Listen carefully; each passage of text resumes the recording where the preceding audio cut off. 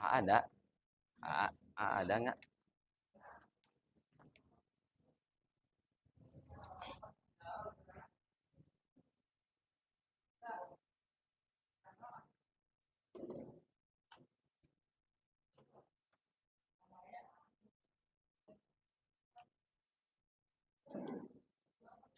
Alhamdulillahirabbil alamin wa bihi nasta'inu ala umuri dunya waddin asyhadu an la ilaha illallah wa la syarika lah wa asyhadu anna muhammadan abduhu wa rasuluhu la nabiyya ba'dah.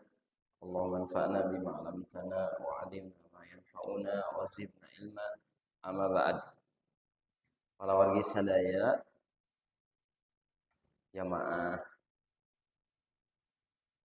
rancaengan anu sami-sami miharep Allah Subhanahu wa taala. Alhamdulillah dina umi ayeuna urang sikeneh dipaparinan kesempatan ku Allah Subhanahu wa taala tiasa ngariung deui kangge neraskeun hanca kajian Bulughul Maram. Alhamdulillah kustugi ka bab al-wudu nomor hadis anu ka 52. Mugia Allah maparinan hujan anu manfaat kangge urang sadaya. Allahumma shoyiban nafi'an. Urang aoskeun nya hadis 52 sang 54. Anil Mughirah ibni Syu'batin radhiyallahu anhu. Pamitengange al ngaosna jadi an Mughirata. Jadi nami Arab teh aya nu tiasa ngange alif lam aya nu teu sepotos Abbas. Tiasa Al Abbas. Mughirah tiasa Al Mughirah. Ibni Syu'batin radhiyallahu anhu anna Nabiyya sallallahu alaihi wasallam tawaddaa. Dari Mughirah bin Syu'bah, semoga Allah meridhoinya. Berarti bapana teh acan lebat Islam. Radhiyallahu anhu. Kami sepuhna Syu'bah mukmin radhiyallahu anhu. Siga Umar bin Khattab radhiyallahu anhu. Urang teu nyebatkeun Umar bin Khattab radhiyallahu anhu. Margi sepuhna ti acan mukmin. Anna Nabiyya sallallahu alaihi wasallam bahwasanya Nabi sallallahu alaihi wasallam tawaddaa telah berwudu, famasaha dan mengusap binasiyatihi di ubun-ubun. Ieu tah. Ubun-ubun teh tah. Sanes ieu, ieu. Ieu tah. Nah, gitu. Dari atas sorban dan 2 sarung kaki. Dikeluarkan dia oleh Muslim. Kalau bagi sadayana hadis ieu nyarioskeun perkawis masun nasya ma'al imamah. Musab ubun-ubun ma'al imamah.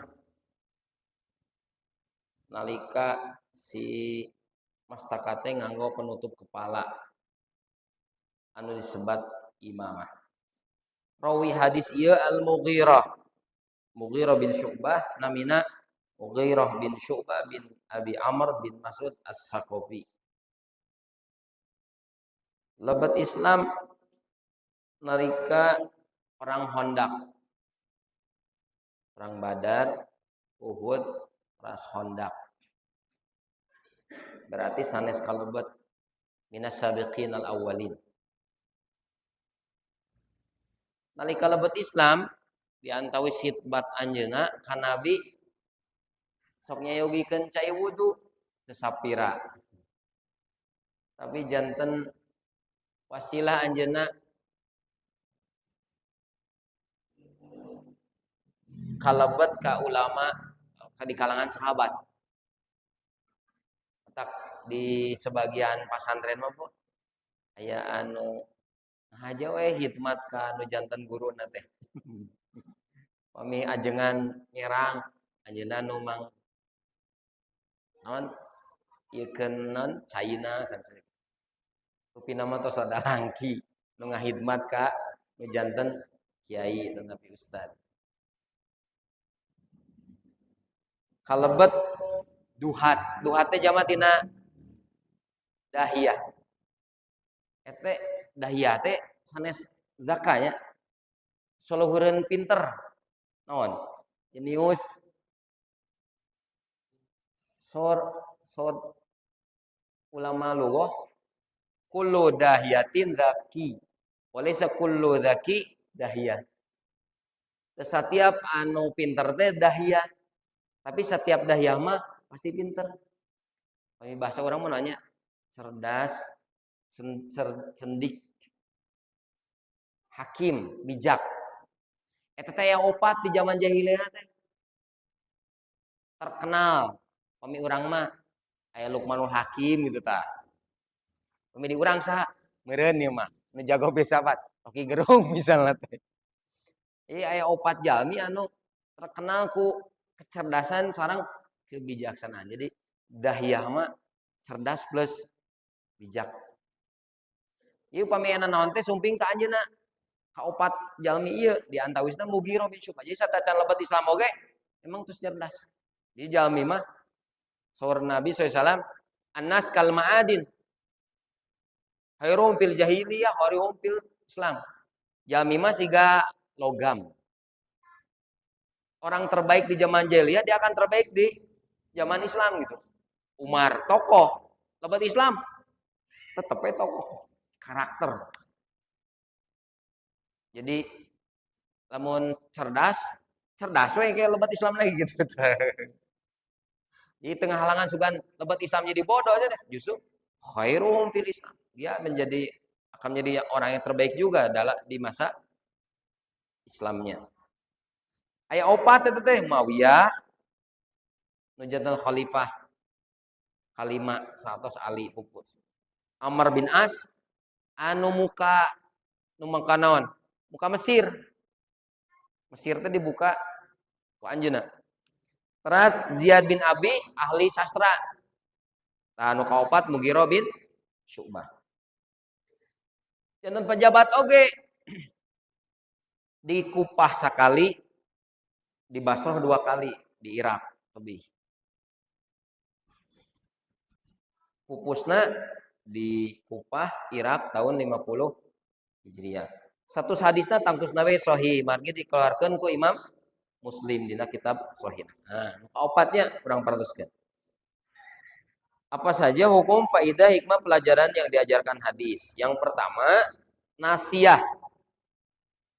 Nasiatin apa? Dalam dina surat An-Nazi'atun wan-nazi'ati gharqa wan-nasiyati nasiah eta sanes eta mah nasiah mah narik. Nasiah teh saur para ulama sya'run fi muqaddam ra'si. Jadi rambut nu aya di bagian depan kepala itu nasiah. Jadi gitu. Sak ninggalin kieu. Tinggal akhirnya nasiah. Kila disebatkan oge nasiah teh muqaddam ra'si alal itlaq. Jadi bade aya rambutan bade teu aya puntennya margi kan aya nu botak punten. Anu ketemu. Eta teh punten nasulah. Eta teh tetep namina nasiah. Jadi bilih sada abi mah teh rambutan berarti teh nasiahan. Itu. Pokokna mah bagian depan kepala sanes ieu nya. Urang mah ubun-ubun teh kan ieu nya. Sanes ubun-ubun sesama, ubun-ubun mah da ieu tah. Pamimu orang kali orok naon geuningan. Mastakana kikituan. Eta ubun-ubun. Sanes ubur-ubur, ubun-ubun. Tah, nasiah mah ieu tah. Bagi tah ieu. Jadi sanes ka dieu moprok teh ka di gede eta. Pokoknya payunan ieu we, payunan mastaka. Mastaka bagian payun. Oke. Nabi sering memakai imamah. Kepala beliau tidak pernah polos. Jadi Nabi mah tekan naon seringna ngangge ieu we pami ngangge kopiah. Pami orang Arab ngangge imamah we. Beliau seseringnya memakai penutup kepala. Karena sebagian ulama mensunahkan kalau sekiranya sholat, masak apa, acara-acara ibadah itu memakai kepala itu tidak polos. Ngawas ngenge kopea. Orang Arab ngenge ieu mah. Teu kedah Kang. Teu kedah digentosanku. Memang demikian adabnya. Misalnya hadir di majelis ilmu itu pamaget teh ngangge kopea, bade kopea hideung, ngangge songkok, ngangge kopea haji. Memang adabnya demikian. Nabi tidak pernah kecuali kalau memang sedang umroh. Kan umroh mah teu kenging. Umroh mah kada di umroh haji kada dibuka. Pami ngangge payung, mangga wae da payung mah teu napel. Sesena aya nu payungna teh kaluhur. Gitu-gitu payung teh. Kumaha eta? Eta mah katutupan margi si payung teh aya alasna. Kan gitu geuningan alas. Namanya di buleut, berarti itu mah dia sebetulnya pakai penutup kepala, cuman bentuknya di luhurna payung teu kengeng sami. Oke. Kecuali saat ihram. Ihram umroh atau Nabi umroh haji. Oke. Yang kedua, diperbolehkan mengusap imamah saat wudu dengan syarat imamahnya dalam keadaan suci. Ayo naung kowe. Tapi upami imamahna suci, upami najis ya berarti tidak sah, harus dilepas. Dan itu mah sudah diketahui secara umum. 3, menggabungkan antara mengusap ubun-ubun dan imamah. Jadi si payuna diusap, tapi si imamahna mah teu dilaan. Ditolol kita. Gitu. Atau percuma upami kieu mah. Upami misalnya dilaan terus sakedik. Yang naon dibuka teh. Diusap. Imamah teh memang rada sesah. Dicolokeun ka payuna wungkul untuk duwi kalebet. Terus diusap imamahna. 2 kali berarti. Kita namina menggabungkan antara mengusap ubun dan imam. Dan seringnya eta teh kadang-kadang magi sering nama Nabi melepas imamah langsung saja. Kalau berwudu teh rambutnya atau kepalanya diusap secara keseluruhan. Seringnya. Jadi ya memang upami nuju kadang-kadang tesawios dilepas oge, tapi diusap payuna sareng imamahna. Menggabungkan antara mengusap dan ubun-ubun dan seringnya Nabi mengusap kepalanya langsung sebagaimana sebutkan Utsman nu Bang panjangna Abdullah bin Zaid anu kamari-kamari sareng Ali. Mengusap huk alas kaki yang menutupi mata kaki, upami urang mah sapatu lah ya. Itu dengan mengusap khuf saat wudu dengan syarat saat memakai khuf kedua kaki dalam keadaan suci. Hukum mengusap khuf diriwayatkan secara mutawatir, tidak ada yang mengingkarinya kecuali ahli bidah di kalangan Syiah, Rafidhah dan Khawarij. Upami urang nuju tentara lah ya. Si sapatuna teh tong nilaan dikitu we tadi usap. Kayaknya dinu hadis 60 kaluhur. Oke, aya penjelasan tentang mengusap khuf. Teu dilepas itu. Wudu terus si sepatunya hanya diusap atasnya saja. Oke, dina waktosna dijelaskannya. Yang kelima, kemudahan di dalam hukum-hukum syariat sesuai dengan kaidah al-masyaqqatu tajlibu at-taisir. Adanya kesulitan itu memunculkan adanya kemudahan. Jika memang nuju ribet lah ya, itu dilepas ya diusap saja depannya, kemudian imamah atasnya. Muka genap terus dijelaskan. Ketujuh, tidak boleh mengusap sorban dalam mandi junub. Jadi sorbanan dipakai kene bari manehna mandi itu percuma atau sekalian dilaan. Karena Allah Subhanahu wa taala mengatakan wa in kuntum junuban fattahharu. Kalau kalian berjunub maka harus Harus bersuci. Bersucinya itu dari atas sampai ke bawah. Artinya tidak boleh ada bagian kepala yang ditutup. Jadi upami ibak junub gitunya, itu tidak boleh tidak ada yang terkena. Jadi upami orang misalnya punten ya, junub. Tas ibak nanti ieu wungkul. Arorea mah ieu mah itu tidak sah. Itu tidak sah karena junub itu harus imrarul ma ala jami'il jasad. Mengalirkan semua air ke semua bagian tubuh, termasuk mastaka. Jadi tidak ada istilah diusap yang engkul. Sasanos tengah tutup oke diusap yang engkul. Enggak. Si air itu harus merata ke semua bagian kepala. Ya. Nuka dalapan ya Hasan paratuskeunnya tentang mengusap sarung kaki waktu berwudu nanti di hadis 63. Oke. Menurut hadis tersebut,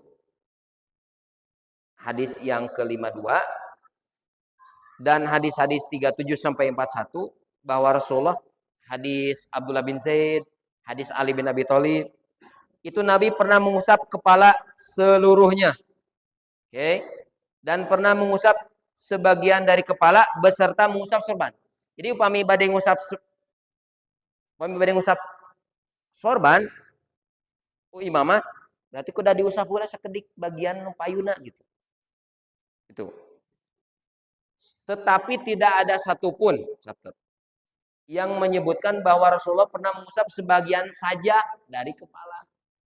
Jadi upami badai sebagian kepala tapi di sarang imamahna. Pami istri ya tengah lepaskeun tiung, lebetkeun ka di sekedik we. Itu keuna. Tah diusap mastakana kerudungna pami teu dilepas.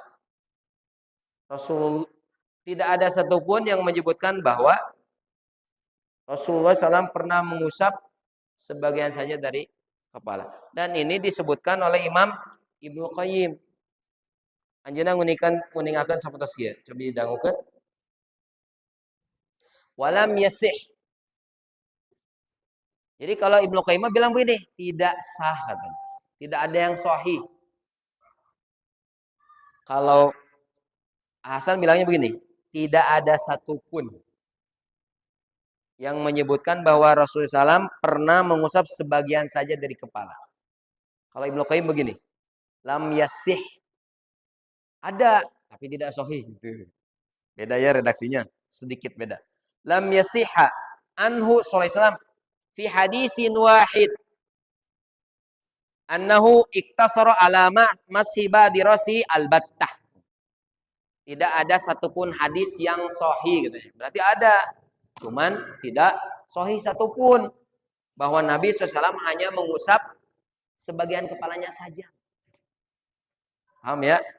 Jadi kalau mau gimana? Usap seluruhnya, berarti dilepas ya. Atau kalau tidak dilepas, boleh usap yang depannya saja, tapi juga diusap dengan imamahnya. Jadi tidak ada yang ngusap imamah doang, atau ngusap depannya doang. Yang ada ngusap seluruhan, atau mengusap sedikit saja, kemudian diusap imamahnya. Terus saya pemilih kopiah kumaha gampangan kopiah. Dengarkan, al-masyaqqatu tajlibut taisir. Kaidahnya apa? Kesulitan itu mendatangkan kemudahan. Apakah sulit itu enggak? Ustaz nih saya setting gitu kopiah. Enggak kan?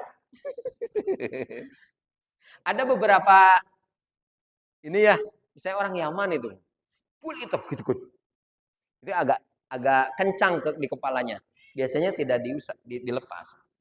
Tapi tadi disebutkan bahwasanya Nabi itu seringnya itu mengusap secara keseluruhan. Artinya kadang-kadang saja kalau imamah itu tidak dilepas dalam kondisi tertentu, dalam kondisi sulit, Nabi hanya mengusap nasiahnya saja dan mengusap sorbannya. Allah alam bisawab. Lajengnya karena hadis 53. An Jabir bin Abdullah radhiyallahu anhuma. Berarti Abdullah teh Mukmin oge sepuhna. Dari Jabir bin Abdullah, semoga Allah meridhoi keduanya. Fi sifati hajjin Nabi. Dalam tentang sifat haji Nabi. Jadi itu hadis teh sanes tentang wudu sanes Bu. Tentang haji. Sanes tentang wudu, tentang haji. Qala sallallahu alaihi wasallam. Telah bersabda Rasulullah, "Ibda'u bima bada'allahu bihi." Mulailah dengan apa yang telah Allah memulainya. Maksudnya apa? Inna sofa wal marwata min syairillah. Sesungguhnya sofa dan marwah itu adalah syiar-syiar Allah. Mulailah dengan apa yang dimulai oleh Allah. Allah nyebatkeun sofa heula sataacan marwah. Itu kenging Bu pemisai ti marwah heula terus ka sofa enggak boleh. Mulai dari sofa kemudian ke marwah. Enggak ada hubungannya dengan enggak ada hubungannya. Secara letterlek tidak ada kaitannya dengan ibadah wudu. Catat ya. Karena ini tentang haji, panjang hadisnya. Syekh Albani bikin buku ya, sifat haji Nabi dari ngejelasin hadis ini saja. Hadis Jabir bin Abdullah. Hadis yang paling panjang berkenaan dengan ibadah haji.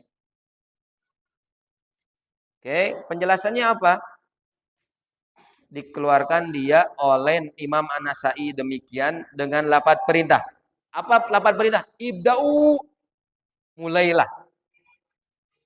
Dan ada juga hadis di sisi Muslim dengan lafaz khobar. Maksudnya gimana? Jadi kalau lafaz An-Nasa'i, Nabi bilang, mulailah dengan apa yang Allah mulai. Nasa'i. Tapi kalau riwayat Muslim, Nabi memulai dengan apa yang dimulai oleh Allah. Gitu. Beda sigot Amr dengan sigot khobar. Kalau usul fikih bilang, kalau Amr itu sudah yufidu al-hatam. Itu menunjukkan wajib. Tapi kalau hanya sebatas khobar, itu tidak menunjukkan makna wajib. Bisa jadi sunnah dan seterusnya. Ini misalnya. Pak DKM bilang, bersihkan karpet. Itu perintah. Hei, bersihkan karpet. Itu perintah itu. Tapi kalau begini, Repan membersihkan karpet. Apakah itu ada kewajiban? Tidak mesti. Mungkin Repan nggak ada pekerjaan sehingga daripada ngalamun bisa membersihkan karpet kan gitu. Itu bedanya antara sigot Amr dengan sigot apa? Khobar. Siapakah apa tema hadis ini? Wajib tertib. Tertib di sini maksudnya berurutan. Saat kita berwudu. Yo karena sampean heula we da kotor cenah sampean lah. Terus kitu namanya karena wajah. Tidak. Menurut mayoritas ulama ini dianggap tidak sah. Catat ya.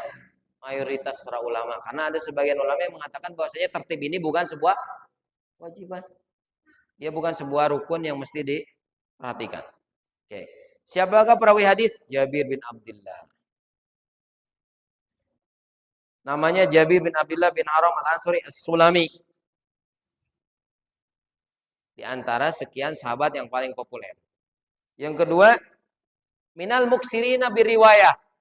Di antara sahabat yang paling banyak meriwayatkan hadis. Ada 7 abadilah. Termasuk di antaranya adalah Jabir. Jabir di antara sahabat yang meriwayatkan hadis yang berkaitan dengan sifat haji Nabi Shallallahu Alaihi Wasallam.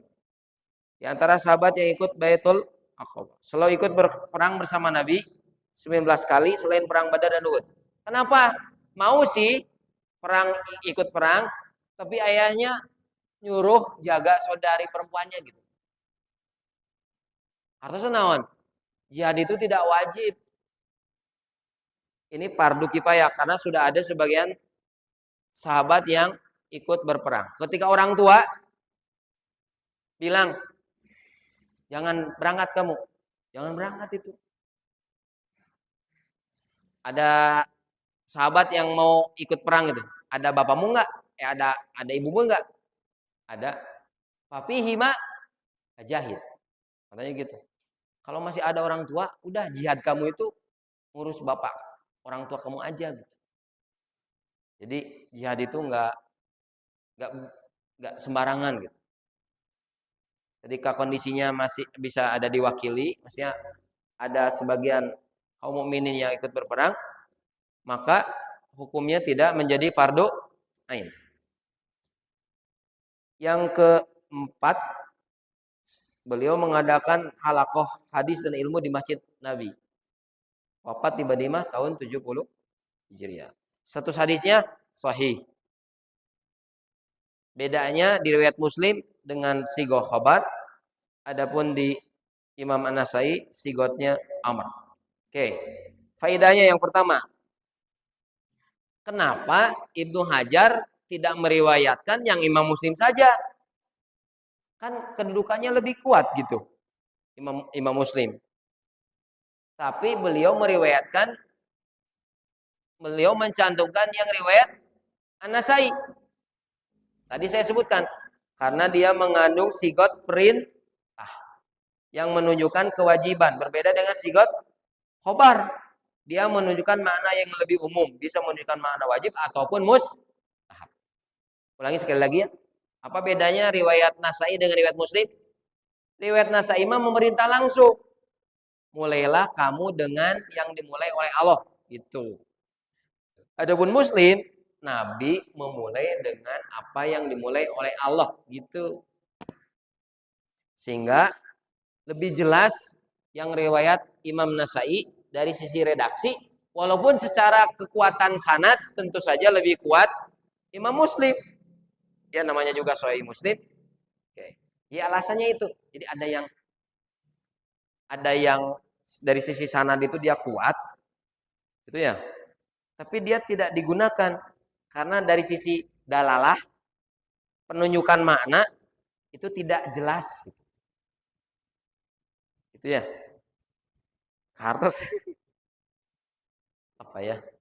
Pembahasannya di usul fikih ya. Yang kedua, Ibnu Hajar memuat hadis tentang sifat haji di dalam bab wudu sebagai dalil wajibnya tertib. Kan aneh. Bicara tentang wudu, hari ini dicantumkan tentang haji. Begini. Al-ibratu bi umumil lafzi la bi khususis sabab. Sebabnya mah tentang haji. Jadi kalau haji itu urutannya begini gitu. Salah satu diantaranya adalah sa'i. Sa'i itu kan ada sofa marwah tuh. Sofa marwah sekali, marwah sa'i 2, 3, 4, 5, genep 7. 7 tengke di marwah. Itu jangan memulai dari marwah ke apa? Ke sofa. Tapi harus dari sofa dulu ke marwah. Sa'i lahir dari kecil. Lalu kenapa digunakan di wudu? Coba perhatikan. Ibda'u bima bada Allahu bi. Bima bada Allah. Mulailah dengan apa yang dimulai oleh sebagaimana yang dimulai oleh Allah. Dalam masalah wudu, coba perhatikan. Surat Al-Maidah ayat 6 gimana? Ya ayyuhalladzina amanu idza kuntum ila sholati faghsilu wujuhakum. Cuci dulu apa? Wajah. Wa aydiyakum. Tangan. Ilal marofik. Wamsahu bi ru'usikum. Usap kepala. Wa arjulakum ilal ka'bain. Kalau ibu bacanya wa arjuli berarti bukan dicuci itu, diusap. Atopnya ke wamsahu bi. Ustaz dua-duanya ada riwayat qiraatnya ada qiraatnya. Tapi kalau baca wamsahu bi ru'usikum wa arjulikum berarti kaki itu diusap. Coba dibaca di surat coba. Di Al-Qur'an coba dilihat. Mana ada Al-Qur'an? Itu arjula apa arjuli? Oh. Arjula apa arjuli? Wa arjula. Kalau arjula berarti di atopnya ke faghsilu wujuhakum wa aydiyakum. wa arjulakum. Tapi kalau arjulikum berarti dia diusap si kaki itu. Itu pembahasannya nawuyah.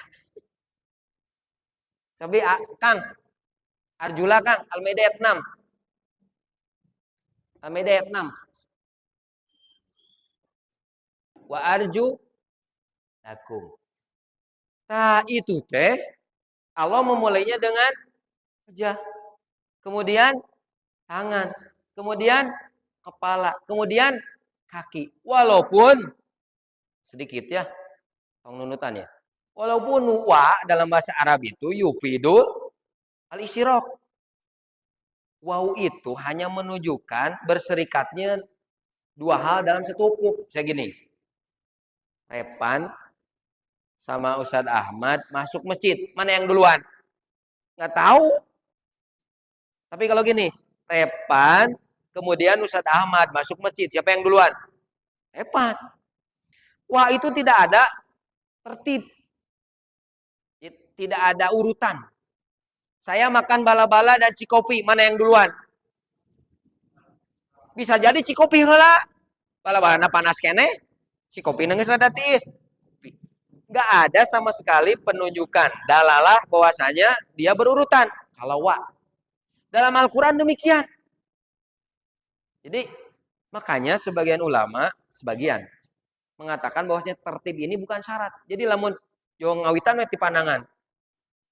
Sok sanajan tidak lumrah gitu ya. Tapi ada sebagian ulama yang menyebutkan bahwasanya itu dianggap sebagai sah. Catat ya.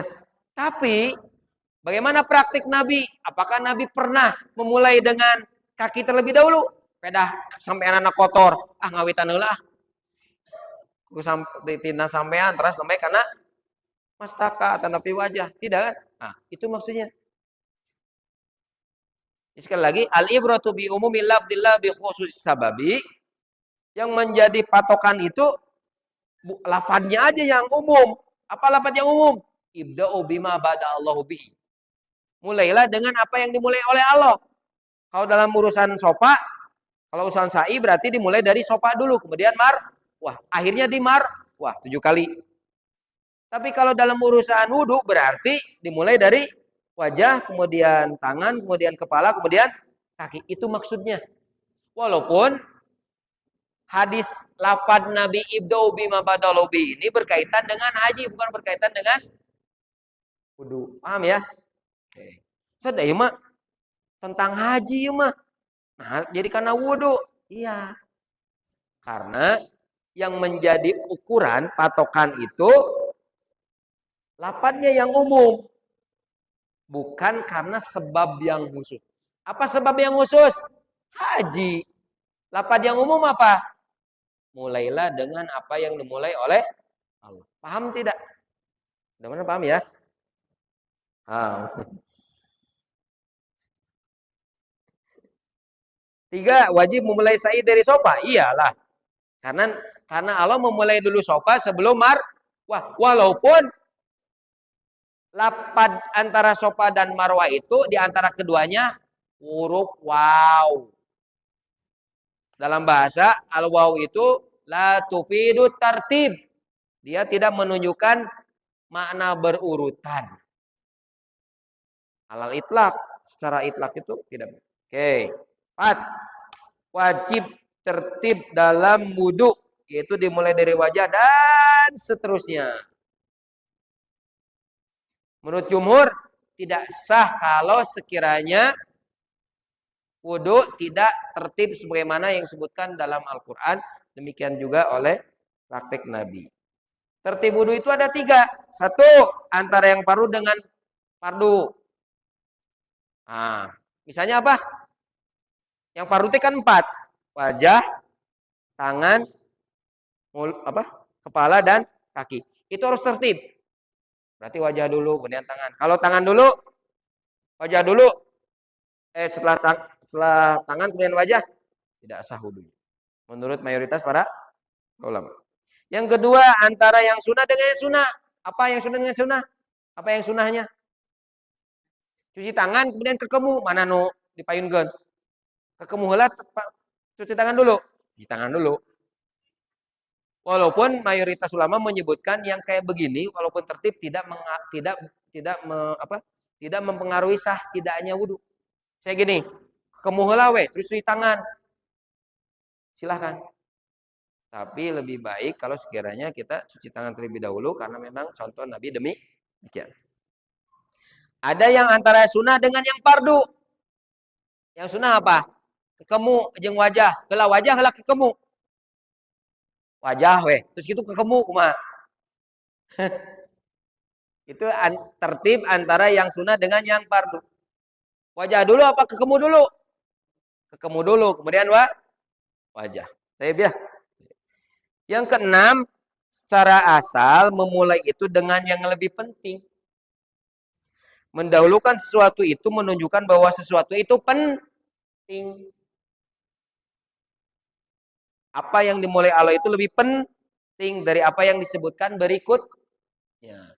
Jadi memulai sesuatu yang memang disebutkan oleh syariat itu jadi bagian dari ibadah kita. Kunaon make jeung mimitian tina sofa jeung marwah taat kepada perintah Allah. Kenapa malus memulai dengan wajah dulu, tidak dengan kaki dulu? Dan kotor mah lain banget suku tanu kotor mah. Sosana jangan aya istilah seuseuh banget. Itu seuseuh kaki kan. Walaupun kakinya kotor tapi kan tetap dimulai mah dari wajah. Saat panangan abi kotor, panangan heulanya wudu teh. Tidak kan? Ta'abudi. Apa ta'abudi teh? Unsur ibadah saja ini. 4. Menghadirkan niat menunaikan perintah saat ieu nu SMA. Namun orang wasu wajah teh perintah Allah. Panangan perintah Allah. Mastaka diusap. Nah, teu dicuci. Da ieu mah perintah Allah. Eta teh pahalana teh gede eta teh. Urang mah kan sesungguhnya sesuatu itu menjadi besar karena niat. Yu'adzimuhan niyah. Jadi urusan sehari-hari itu dibesarkannya itu pahala itu dengan niat. Pasti gak orang ke masjid gitu nya. Naik naon ke masjid? Nyalah bari ngadaguan isya. Kalau niatnya itu dihadirkan memakmurkan masjid, bertemu dengan saudara, silaturahim, gitu ya. Kemudian menghadiri untuk nambah ilmu. Eta teh niatna teh cing loba eta teh. Eta kumaha ganjaranana?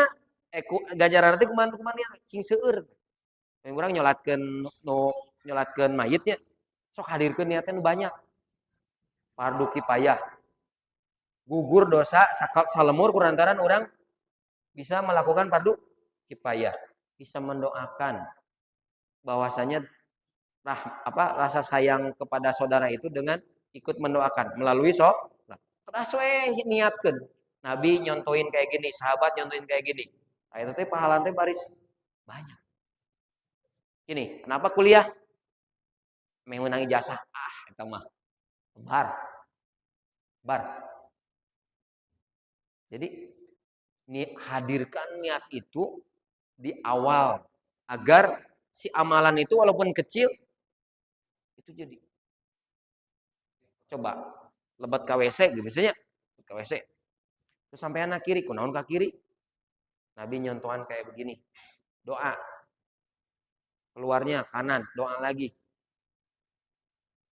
Jadi aktivitas-aktivitas itu kelihatannya sepele tapi akan menjadi besar karena menghadirkan niat. Ya, pengajian hadirkan niat yang banyak gitu. Nanti pahalanya juga akan banyak. Coba kalau saya tanya hadiri majelis ilmu niatnya apa saja gitu. Hadirkan itu niat yang banyak. Biar saya nggak bodoh, biar saya nggak bisa paham, biar saya ngajarin lagi ke orang, biar saya dimudahkan masuk surga, biar saya bisa menghidupkan sunnah, biar saya hadirkan banyak. Oke, sedap dinya. Di dalam Al-Quran ini ahasan ya. Tentang sa'i Allah sebut sofa lebih dahulu daripada marwah. Lantaran itu Rasulullah perintah umatnya supaya memulai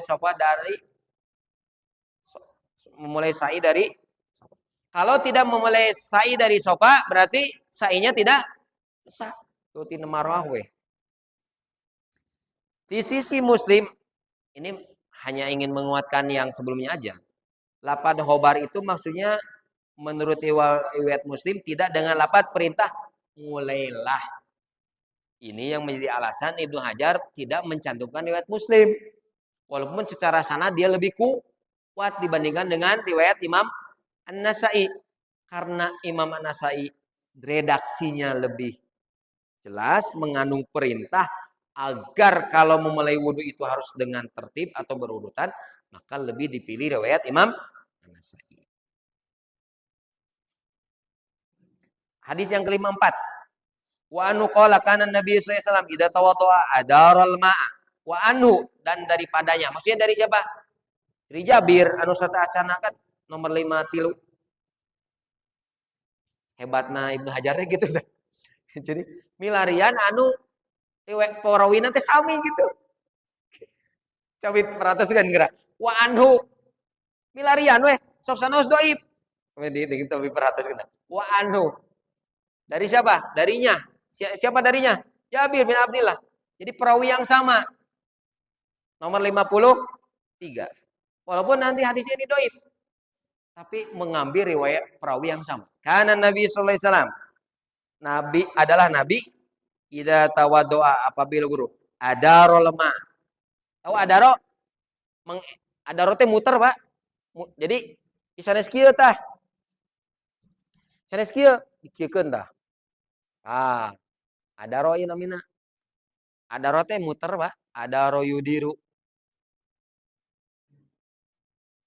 Adarul ma'a ala mirfaqati. Mengedarkan, memutarkan air atas dua sikunya. Jadi gini. Sanes kieu. Mari naon sikuma. Sikuma siga ieu kan siga non? Siga tuur. Cobi tuur. Kan non kita upami teu di kieu-kieu aya we anu kalangkung katinggalna upami nuju garing. Komo upami non ieu teh sikuna punten rada hideung. Anu bodas sosok tara katinggal. Eta upami nuju keur garing eta teh katinggal upami dikiekeun teh tah. Tah. Ieu teh katinggal pas digiekeun we aya nu teu kausap.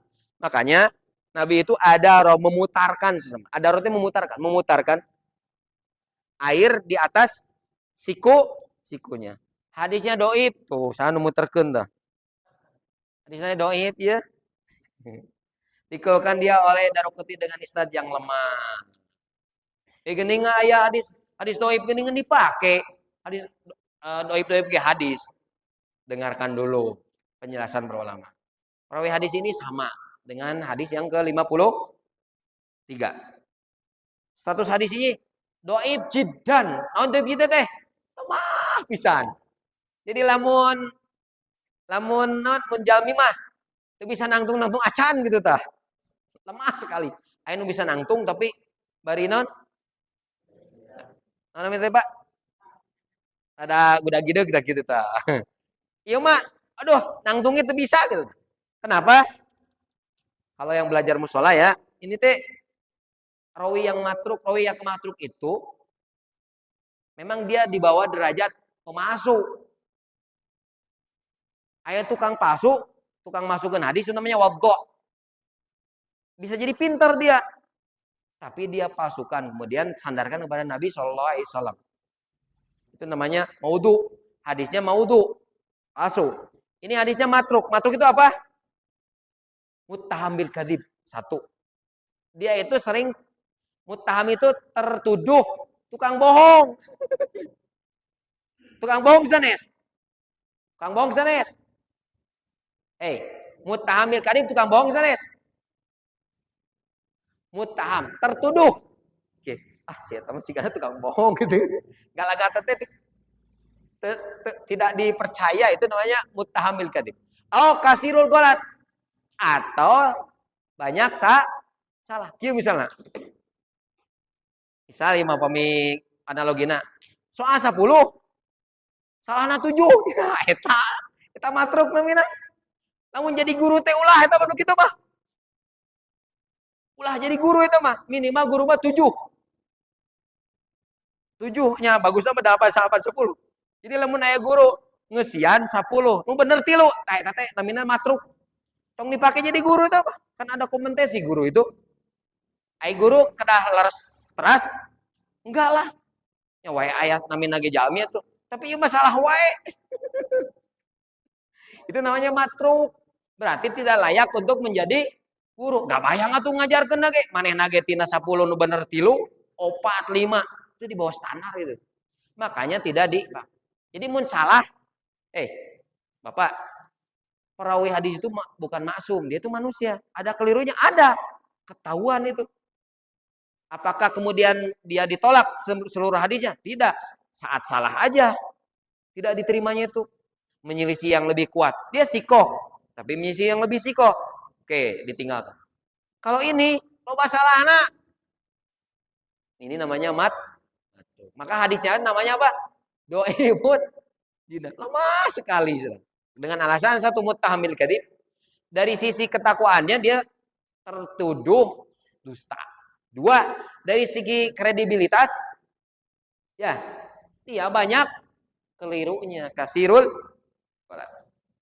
1, matan hadis ini sahih. Sanadnya doib, tapi matanya sahih. Sehingga dicantumkan oleh Ibnu Hajar dalam kitabnya. Jadi isinya itu benar. Cuman memang sanadnya aja yang doibun jiddan. Ada yang kayak begini? Ada. Sebagaimana hadis najis.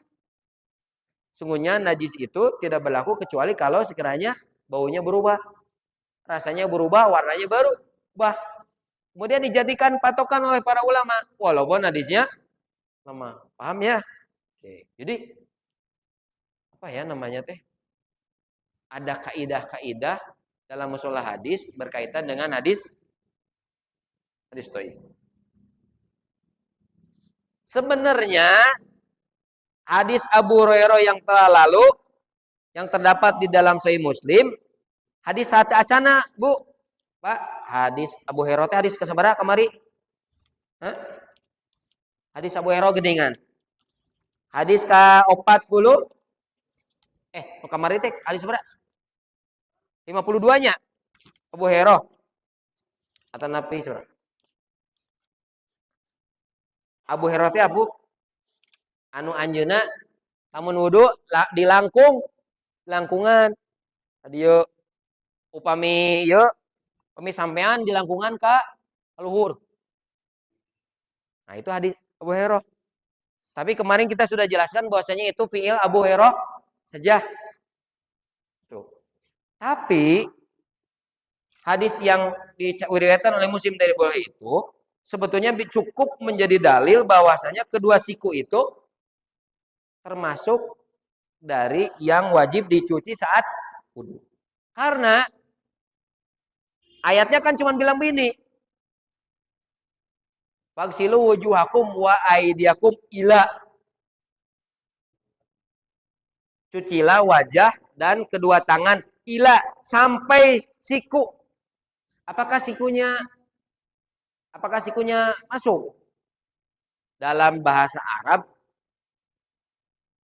itu ila itu ada 2. Ada sampai. Saya gini. Saya jalan sampai ke pintu masjid. Apakah saya masuk? Tidak. Saya jalan ke apa namanya? Apa namanya Ustaz? Mana teh? Sanes anu jangkungna. Kita nu tatih. Saya jalan masya itu ila. Apakah saya melewatinya? Tidak. Itu udah bahasa Arab. Jadi cucilah wajah dan kedua tangan sampai siku. Sikunya masuk tidak? Tidak. Ada 2 dia. Ada yang maknanya ila itu ma'a. Apalagi dijelaskan dengan hadis-hadis bahwa salah satu diantaranya ini, walaupun dia doib, dan lebih cukup lagi kalau sekiranya dengan menggunakan hadis Abu Hurairah diriwayatkan oleh Muslim bahwasanya siku ini termasuk ke dalam bagian tangan yang wajib dicuci. Jadi ila itu bermakna ma'a. Tuh. Berarti dia begini, faghsilu wujuhakum wa aydiyakum ma'al marafiq. Huruf ilah dalam ayat tentang huruf bermakna ma'a, yakni sampai dengan. Dan dalam hal ini sunnah menjadi tafsir sekaligus penjelasan untuk makna ilah. Ilah itu maknanya ma'a, karena ada sunnah yang menjelaskan bahwasanya si siku ini termasuk bagian tangan yang wajib dicuci. Paham ya? Mudah-mudahan harus lah. Ayo ke hartos. Ayo ke hartos. Dibaca D-nya, Pak. Dibaca D-nya. Baik, subhanakallahumma bihamdik, asyhadu an la ilaha illa anta, astaghfiruka wa atubu ilaik. Assalamualaikum warahmatullahi wabarakatuh. Sana bagian azan.